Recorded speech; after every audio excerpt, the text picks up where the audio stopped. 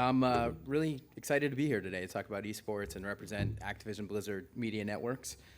Like Jim said, about 14 years ago, I started MLG. It was a friend of mine and I, Sundance DiGiovanni, playing a lot of competitive video games with each other, sometimes for money. And we saw this opportunity to combine two of our personal passions, sports and video games. A lot of other people around the world were kind of doing the same thing at the same time, and what I think to a lot of people seems like an overnight success story is actually about a 15 or 16-year success story, so a little bit different perspective on it. But we were both very lucky to help pioneer esports, especially in the North American market, as founders of MLG.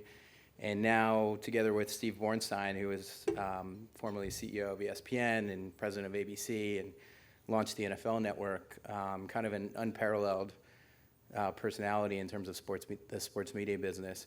We're really combining the best of esports with traditional sports to bring it to a mainstream audience and to kind of mature the whole sport, turn it into a sustainable business, and really help galvanize what lots of millions, tens of millions, now hundreds of millions of fans around the world have turned from a passion project essentially into a real business. In the simplest terms, esports is just competitive gameplay. It's me playing you in Call of Duty or Counter-Strike or whatever your favorite game is. And just like football or basketball, there's professionals who do this. There's professional broadcasts with professional broadcasters announcing the games. There's lots and lots of amateurs now trying to make it into the big leagues. And most importantly, there's millions of passionate fans who really love and engage with this as a sport, as a content type, and are really focused on the personalities behind the sport that's driving it forward. For us, this is really an opportunity not just to build a really interesting and big new media business, it's also about celebrating these personalities. These guys are, just like any professional athlete, they're working really, really hard to perfect a skill. And one of the things that we noticed very early on is, how do you know this is a sport and not just people who happen to be pretty good at video games?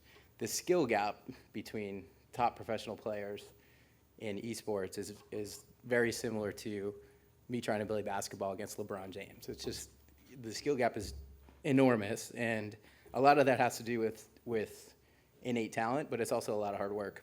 So we really want to celebrate these guys. Right now, the sport globally is over 100 million unique viewers. So we're talking about a sport that, in aggregate, is bigger than the NBA in terms of viewership. That is a very far cry from 14 years ago when we started, which was kind of Holiday Inn ballrooms and card tables that folded up and lots of duct tape. Traditional sports obviously have had decades and billions of dollars to invest in infrastructure and mature business models to drive it forward. We don't really have that yet, but it's coming, and it's coming very quickly. And just to kind of show you the passion of these fans and kind of who these guys are, the professionals that play these games, we just ran the biggest Counter-Strike event ever in the history of esports a couple of weeks ago at Nationwide Arena in Columbus. That's also interesting because I work at Activision Blizzard. That's a Valve game, so that's an important part that I'll touch on a little bit later too. Activision Blizzard Media Network's mission is really to push the whole industry forward. So we are continuing to work with, both Activision and Blizzard's natural competitors to try to just drive the whole industry ahead. I want to show you a piece. This is, you'll sort of, if you're a sports fan, you'll recognize the format. It's an up close and personal, and it's about a young, talented guy whose gamer tag is Simple. He is a sort of legendary young Counter-Strike player who is from the powerhouse country where Counter-Strike players come from, the Ukraine. And he moved recently to the US to join an American team, which was a big risk. He's a young guy, and he's taking this on taking on a lot of risk to come here and do this. But let me just show you what this looks like and why. I think you'll understand why people are getting engaged with these players.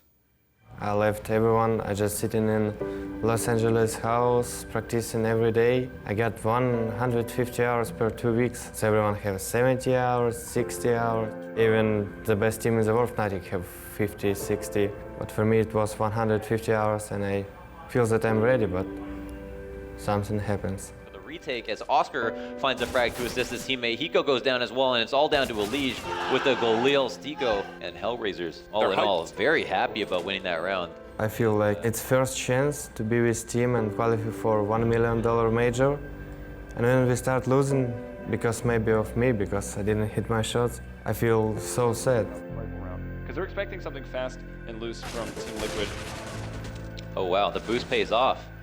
Angel though, trade simple. He's got his back. Hellraisers take the map 16-7. When he first moved here, I mean, I knew what to expect. You know, I knew him and Adren wouldn't get along very well. I knew, you know, it would probably be like a ticking time bomb, and you know, only a matter of time until it exploded. Where you know, Simple made it either him or Adren, and you know, obviously as we can see now, that was what it was. I don't want to say he's like the Michael Jordan of CS:GO, but he has like the same superstar mentality where he expects everyone to show up on time. He expects everyone to show up at their best performance. He wants to win every practice like 16-0. You know, he holds himself to a high standard. He holds everyone else to the same standard that he holds himself to. I've followed Counter-Strike for a long, long time, all iterations of it. I have rarely seen a player with the raw talent and raw ability of Simple. His attitude and mentality is the problem. His will to win is unparalleled. Second place, he will not accept that. He will not tolerate that. And that's for everybody on his team and himself. He sets himself such a high standard, sets the teams he's on such a high standard. He can be a difficult person to play with, like all perfectionists, but that's what he is. It was first comeback in my career at LAN. It's the first time when my team just carried me. First time in my life that I was playing bad, but I was playing for team. It was a great emotion. Now it's 2v2. Bomb down at the exit of the tunnels. They spotted Zero. They're moving up, jumping up on the boxes. That'll be Hiko to take him down. Now it's up to Stiko. 1 versus 2. He's already got 1 kill on this round. This is for all the marbles. OT or Liquid to the major. What's it going to be here? 10 seconds. Hiko gets the bomb down. Will Stiko take one of them out on the cross? No, not going to go for it. Oh, and he looks up to the window. Hiko gets the headshot and advances another team. You've moved to America. You've been working with these guys, you've been grinding. We saw him shedding tears here after they beat Hellraisers in that best of 3, had a terrible series there to do it, realized that he doesn't need to be the superstar, that he can trust in his teammates, and his teammates will carry him through the difficult periods of time. So I think this whole experience of getting to the major, in the style they've done it, with all these ups and downs, huge bonding experience for the team. It was definitely like a very, very emotional point, because that's like what he's here for, like it's like a job. With the management of Liquid helping out, and with James and with myself really trying to work on making sure he stays focused and he stays at a level head, I think he's getting better. Outside of the game, he's great. You know, I think he's really funny. I get along with him really well. Out of all my teammates, you know, ever in my entire career, I think Simple was like one of the youngest, but also for being the youngest, he's one of the best players I've ever been in a team with. It's kind of a give and take, you know, you have to deal with his personality, but if you can actually manage it, he's by far like one of the best players in the world. People need to put into context what he's done. He has walked away from a comfortable life, being a #1 player in the CIS region, can probably walk onto any team he wants there. He's left all that behind to move to America, leave behind family and friends, to play with stars, established people in NA. It's a huge move for somebody so young to take that risk, and so far the risks are paying off. I think Simple, in 2016, he's going to be right up there. He'll be a top 5 player in the world if he stays on the track he's on. I always trying to win, because it's very important for me. I just moved to North America to play with my team. CS is everything for me right now. I don't care about money, I just want to win with my team.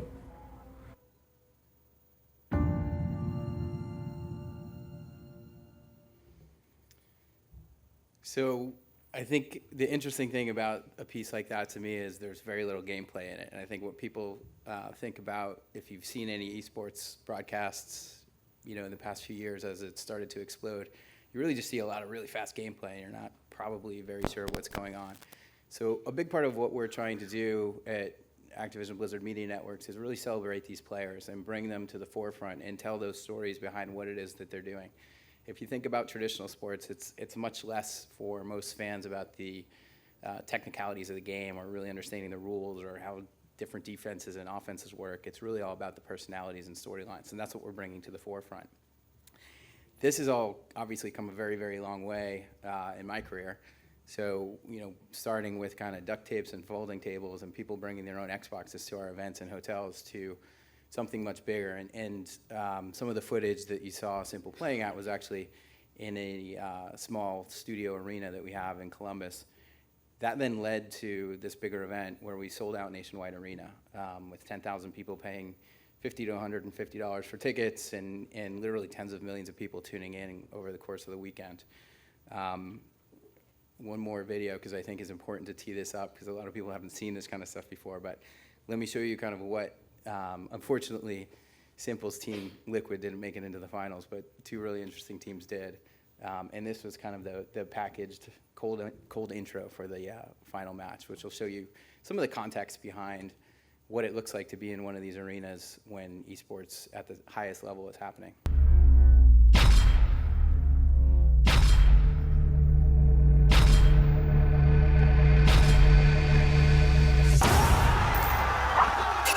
Looking to take this all the way home, but not without a serious fight.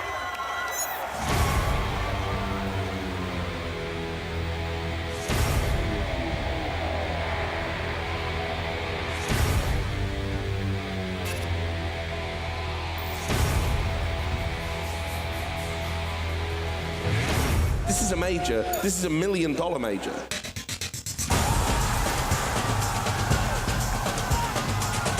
And Navi are one map away from returning to back-to-back majors. But that's Luminosity with a comeback from 15-10. I have no idea how they pulled that off. Oh, this is really good for Navi. Oh, what? A jumping double from Cold! This might be done. How does he do this? That was something I'm never gonna see ever again. Navi are in the grand final, the second straight time. And Luminosity will find themselves in the grand finals against Navi. So just a little background. I mean, that's a big arena where an NHL team plays. There's 10,000 people in there freaking out for 3 days in a row. And it's not an NHL game, not a hockey game or a basketball game where it's 2-3 hours long. This was 10 hours a day for 3 days, and that was the last match. So that was after many, many hours of sitting in in an arena eating popcorn and hot dogs. The really interesting thing about that to me is it feels like a regular sport. It actually, I'm a Knicks fan, I'm a New Yorker, and it's been a depressing couple of decades for me. But I got, sort of lucky, and I got courtside seats with a friend of mine to watch the Knicks at the Garden a couple of weeks ago, and I can tell you watching Carmelo Anthony watch rebounds just go right by is not nearly as exciting as that, and I'm not even that into Counter-Strikes. It was a pretty cool event to go to. What that means, though, in terms of the numbers is really interesting. So 10,000 live spectators, like I said, 71 million video views, and 45 million hours viewed over the course of the 6 days globally.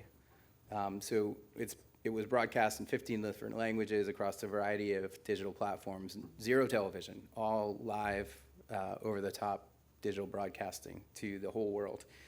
And it capped out at 1.6 million concurrent viewers across the platform. So kind of the peak in terms of everybody watching for a split second was 1.6 million, which was the largest, one of the largest esports broadcasts ever, but certainly largest for this game, which is the second or third largest game currently in the space. What we really want to do, though, is take this to the next level, and that means not just getting Counter-Strike fans or Call of Duty fans involved in esports, but getting mainstream sports fans involved in this. And I'm going to go a little bit deeper into why we think Activision Blizzard Media Networks is uniquely positioned to do that. So over 100 million unique viewers. This is just to kind of show you what that means. So on a global basis, the aggregate esports audience is a little bit bigger than Major League Baseball and just under the NBA. That kind of scale is unbelievable, and it's getting bigger. The projections are that by next year it'll be over 300 million viewers globally. And that kind of huge mainstream audience means mainstream opportunities, right? Like if we're the same size as traditional sports, we should be monetizing at that level and investing in the content at that level. That kind of passion that will drive people to view 45 million hours of content over the course of a weekend is pretty exciting, I think, for brands and advertisers, and we're just starting to kind of get that influx. What we want to do is bring the storylines and the personalities to the forefront and help brands attach to them. In terms of engagement, you would probably expect these people who are super passionate fans are a little bit more interested, but they're actually a lot more interested in this stuff. They spend 2 times as much on gaming peripherals and sort of all gaming equipment. The fans, not the players, just the fans of esports. They also spend 30% more on gaming hardware and software. So they're buying more games and they're buying more gaming hardware. But while that kind of big size of audience and engagement around the sport is awesome, it's still very early. So if you look at the comparison of the audience to traditional sports, it's getting there. The earned investment is significantly lower. And so the 4 major pro sports leagues in the US do about $29 billion in revenue a year, and against 1.4 billion viewers, so $21 per viewer. So if you think of it as like an ARPU calculation, $21 in ARPU annually against traditional sports. Esports is 100 million viewers and 200 million in revenue, so we're only at $2. We're at the very early stage of this curve. Using kind of pretty conservative projections, we think the growth of the audience and moderate growth in ARPU will put the esports industry at about $1 billion in revenue by 2018. So not only is it big and scaling, but it's growing quickly and it's starting to mature as a business. What we want to really do, though, is deliver the fans a lot more value. And if you have $21 in ARPU, you can invest a lot more than if you only have $2 in ARPU. So driving up the value for brands and advertisers to get into this and help us monetize it better means we can invest a lot more back in to the value proposition for our players and fans. One of the ways to deepen that investment is, of course, to capture the attention of a more mainstream audience. And North America is really sort of, Asia was kind of first, Europe was second, North America is really the third to catch on to esports in any meaningful mainstream way. So again, we're going to really focus on how do we tell the stories of these really unique and interesting people. I'm going to show you another video. So the team that actually won that competition is called Luminosity. The background on them is they are a Brazilian team, not a powerhouse country for Counter-Strike, but it's becoming one, mostly led by the captain of this team. About a year and a half ago, MLG got involved with, or we've been involved with ESPN in the X Games. We ran the Winter X Games and we ran Counter-Strike as a medal event. And we actually flew this team from Brazil, who was sort of an up-and-coming team, up to Aspen. So they went from Rio to the side of a mountain in Aspen in the middle of the snow to play Counter-Strike. They did pretty well, not incredibly well, but it gave them the opportunity then to come back and get into the global major circuit. And so they came to this major in Columbus, Ohio, and they performed really, really well. And so here's their story.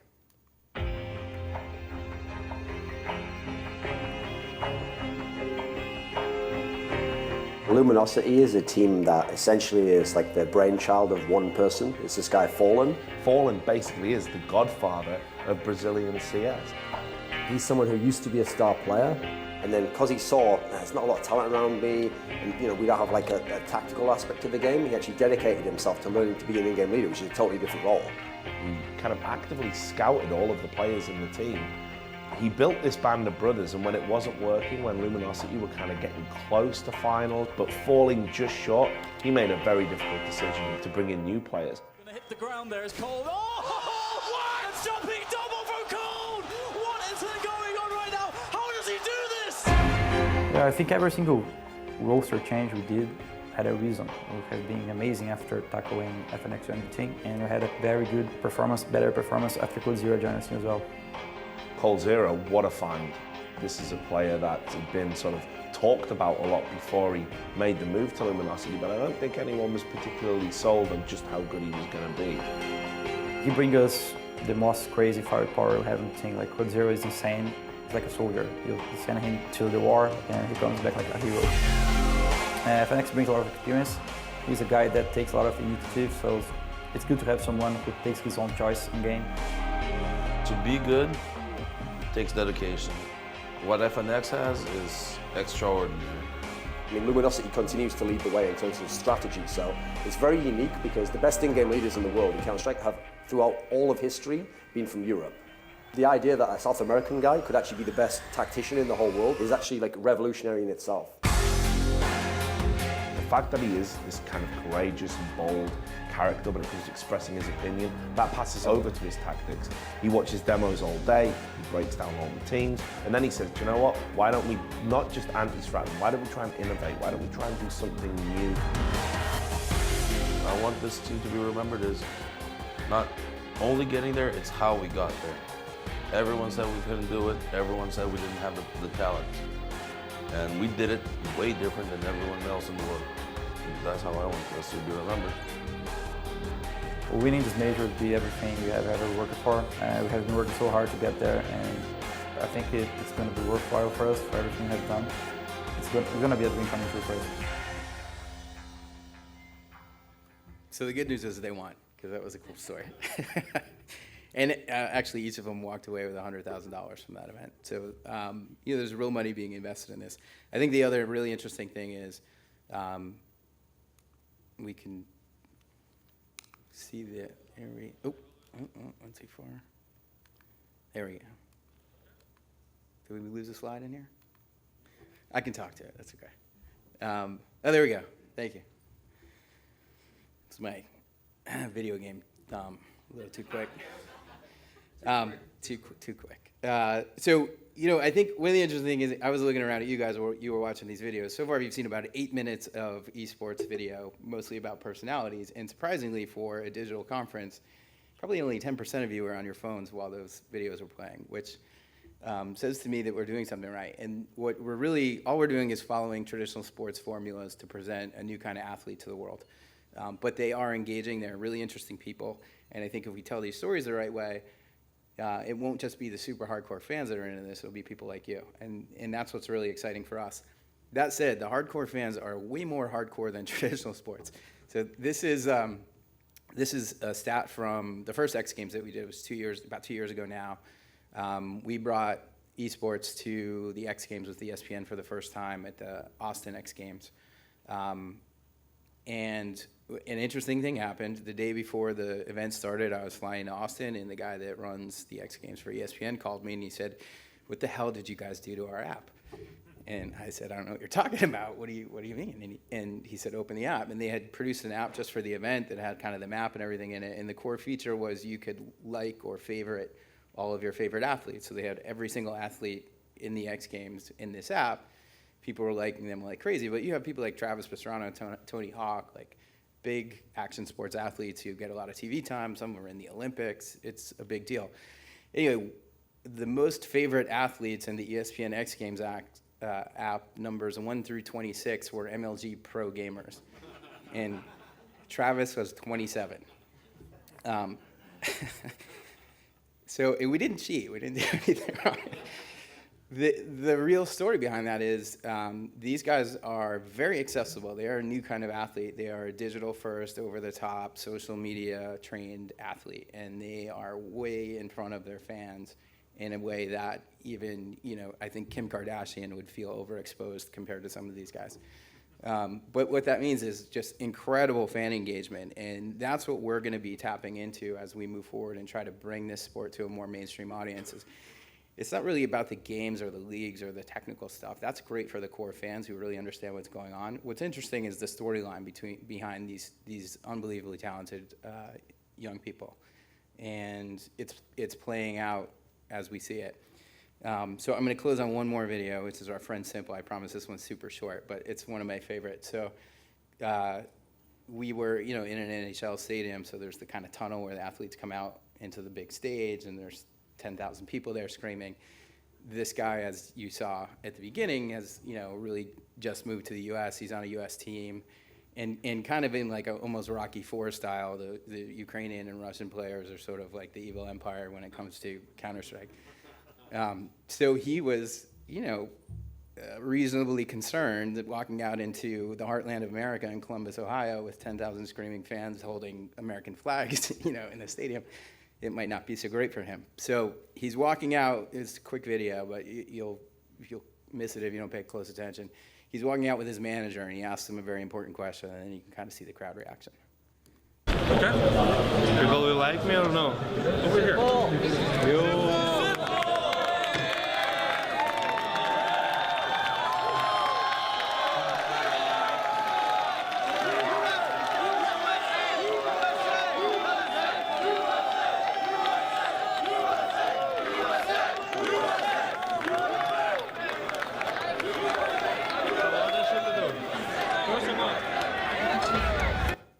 So, in case you missed it, he turned to his manager and he said, "Will they like me or not?" When you walked out of this crowd, they liked him. They liked him a lot.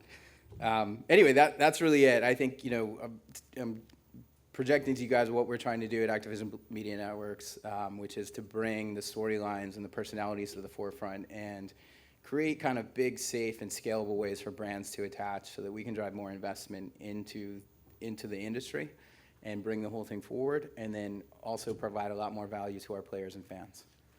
Cool. I got a question over here. Yes, shoot. That's awesome. Right here, stand up. So there are a lot of similarities between what you do in esports and traditional sports.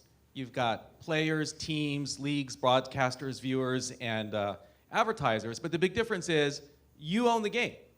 Activision owns its IP, and I'm curious as to whether the big motivation for a company like Activision is just to sell more of your games, or do you want more of the value chain? And if so, where does that put you with regard to companies like Twitch? Yeah, good question. That's a lot of questions in one question, but so yes, we own the game. Although my division, Activision Blizzard Media Networks, all of that stuff that I showed you was somebody else's game. So our job is really, our mission as one of the 5 operating companies that are part of Activision Blizzard is to bring this entire esports industry forward and to really become, help the industry develop powerful leagues and then be the premium broadcaster and distributor of that content, both video content, data content, all the kind of traditional stuff you would do. So there's certainly a lot of focus recently, I would say in the past couple of years, that's driven the sport forward a lot more, where it's become an important content marketing channel to sell more games and drive more game engagement. Philosophically, my job is different than that. It is to turn this into a real business and a sustainable business on its own, not just a marketing channel, which is why we're working with the rest of the industry as well. Twitch, YouTube, and now Facebook, Twitter, and Snapchat, and Instagram are all super important distribution platforms for that content. I think our focus is going to be on matching the right format content with the right distribution channel. Twitch had a huge part in kind of driving this whole thing forward. But I think as you think going forward, if you're spending now millions or tens of millions of dollars to produce the content and operate these leagues and investing into it, you have to start thinking more creatively and more innovatively about how you monetize the broadcast content. And so we also have our own platform that we're kind of using to innovate and experiment with, and finding different types of native ad units, different types of viewing experiences that will drive up the investment from brands and our fans. Mike, thanks so much. Great job, by the way. I thought we were going to have a 420 joke there one moment, but no, we held back on that one. So one thing we have to address a lot at Ayzenberg Group, and I think a lot of people are in the audience, is esports as a marketing strategy. And in the brief, maybe one page into it, our whole game is being built on an esport notion and going right into the esport bucket. Right. And so when brands or games or teams come to you and ask you, we'd like to put together and deliver an esport package and program, what are the metrics, and I love that $2 to $22 ARPU, by the way, really, that's a great way of summarizing it. How do you evaluate, how do you coach people? What can you share in the room here to say, guys, here's some of the things to look for, the telemetry of defined as esports versus just competitive gaming and online gaming, and things into that? I guess the first thing I would say is most agencies or brand managers that I communicate with say, hey, now we're really interested in this whole thing. It's gotten really big, and the viewership is huge, and there's a big audience and lots of engagement. But what do I do next? Like, how do I buy it? it's really difficult to engage with. So what we're trying to do is, Activision Blizzard is a nearly $30 billion market cap company with 9,000 employees and over 500 million monthly active users across all of our games. We're trying to use that scale to become a safe one-stop shop and truly vertically integrated for the esports market. So a brand can come to us and say, I want a player endorsement, I want to sponsor a team, I want to be in the broadcast, I want media, I want integration into content that you're distributing across social platforms, I want all of that stuff. We can actually do all of it because we have the scale to do it. And we can do it in a way that's safe for brands. I think part of the sort of scary nature of esports is, most of the content's being distributed on user-generated streaming platforms or YouTube, and it's a little less brand safe than I think bigger brands would like. We want to kind of move it forward into the traditional sports world, which is more highly produced and a little bit more focused on delivering good messaging to the right people at the right time. In terms of metrics, it really should be the same as traditional sports. How big is the audience? How long are they watching? How are they engaging with the brands? Can you position a brand as a patron of the sport, right? Which is kind of what the NFL does really well. You kind of know who your favorite team sponsors are. If you're a kid, you want the sneakers that your favorite team wears if you're an NBA fan. So we want to position things that way. And I think I say to people in the gaming world all the time, we're not inventing sports. Sports has been around. The sports business exists. The models are really well defined. The difference is this is a different playing field, and the distribution platform is all digital. And that's not really because it's esports. That's because our audience are millennials, and they don't have cable anymore. So we're in a different world. But I think the metrics should be the same, and the business model is going to be the same.